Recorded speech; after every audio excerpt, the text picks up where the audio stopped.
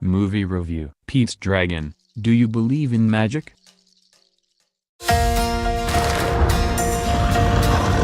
What was that? Magic.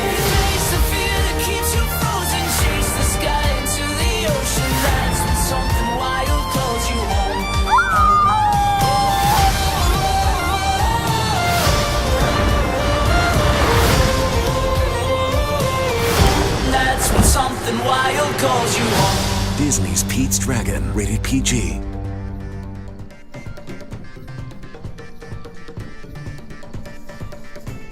What's a real dragon look like? Maybe a mashup of children's favorite animals, like part dog, with a big, wet, sniffle-snuffle, rubbery nose. If it's a forest dragon, it might be a tad greenish. Maybe there's some panther in its jawline too, some cheetah spots, a little hyena about the ears. It might have vestigial lion traits, like an involuntary big cat-like gallop, kind of adorable, that accompanies its furry wing flapping.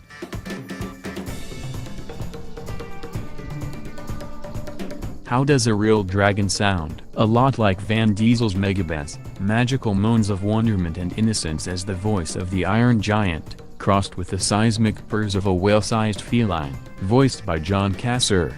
What does a real dragon do? It might chase its tail and have jump up nose dive down, fox-like moves, all of which might be almost too cute to deal with. Speaking of cute, Disney's film brand has had a reputation for being too cutesy and overly saccharine since its inception. However, the company can chalk up an instant, new children's classic with a magical Pete's Dragon, a live-action remake of their forgotten 1977 musical. For kids and adults alike, it's cute alright, adorable, but not cutesy. Disney's commitment to quality has intensified. Meet Pete. Pete, Oaks Fegley, is a little boy on an adventure with his parents, driving through pine forests. He's 4 years old. As his mother tells him, on an adventure, you need courage. And Pete's the bravest boy she's ever met.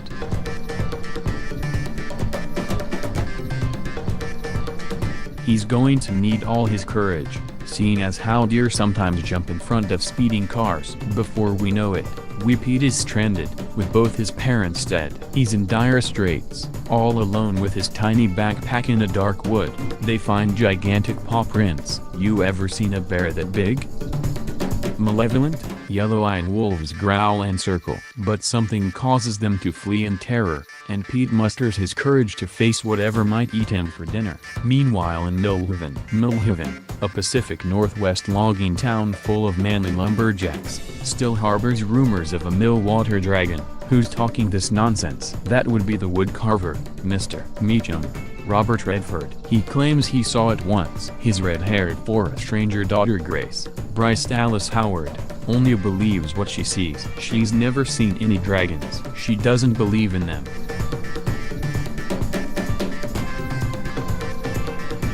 Six years later, it seems there's a feral child out there in the huge Millhaven wilderness, looking like a Caucasian Mowgli with a different colored diaper. He's a climber of trees, runner of rocks, forder of streams, and he has an enormous friend, who's like a sibling to him, and sometimes also an ersatz parent, but foremost, a loyal pet.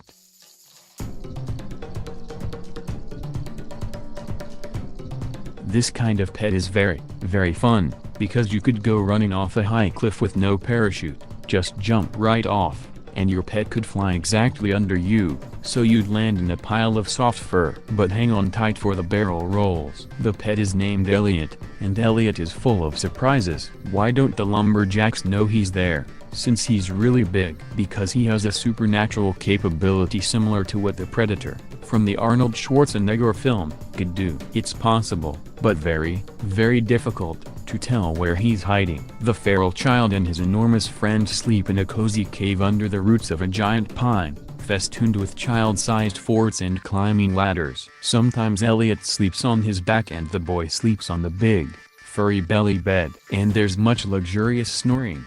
And then there was a girl.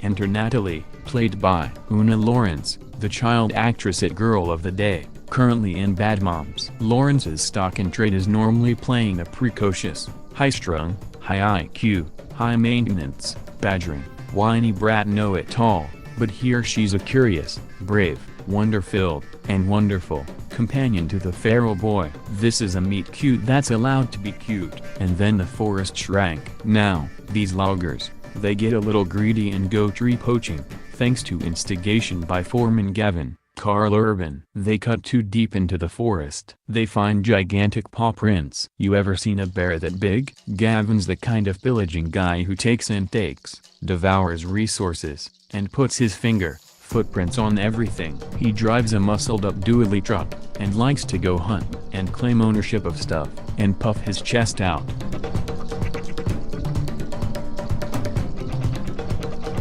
He doesn't believe what he can't see either, but you can bet, if he does see it, he's gonna wanna shoot it, or own it, and puff his chest out. You can guess the rest of this story. Oh, by the way, Gavin's brother Jack, Wes Bentley, owns the local sawmill, is engaged to Grace, and is also Natalie's dad. He facilitates stuff. Very functional. Seeing is believing. Seeing Pete's Dragon is believing that wholesome movie fare for children is making a comeback.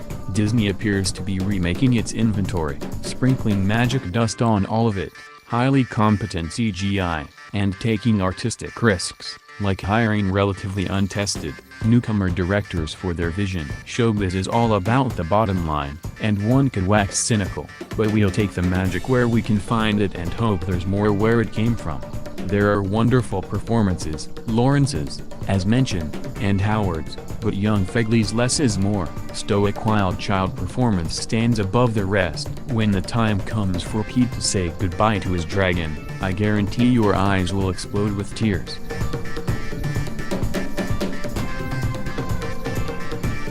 The film's singular weak spot is the underwritten role of Gavin. Yes, we know that kind of guy. That, isn't she a beauty? And, it belongs to me, kind of guy. But for some reason the performance stands out like a, slightly, sore thumb, which is usually the case when an actor hasn't done his specificity homework.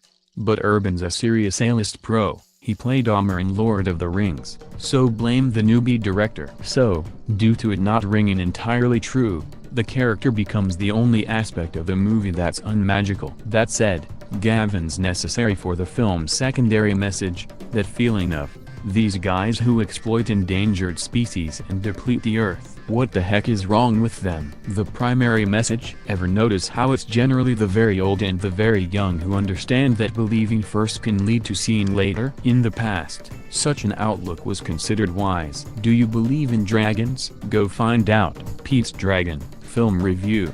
Director, David Lowery. Cast, Robert Redford, Bryce Dallas Howard, Oaks Fegley, Oona Laurence, Wes Bentley, Karl Urban. Running time, 1 hours, 42 minutes. Rating, PG. Release date, August 12. Rated, 3.5 stars out of 5.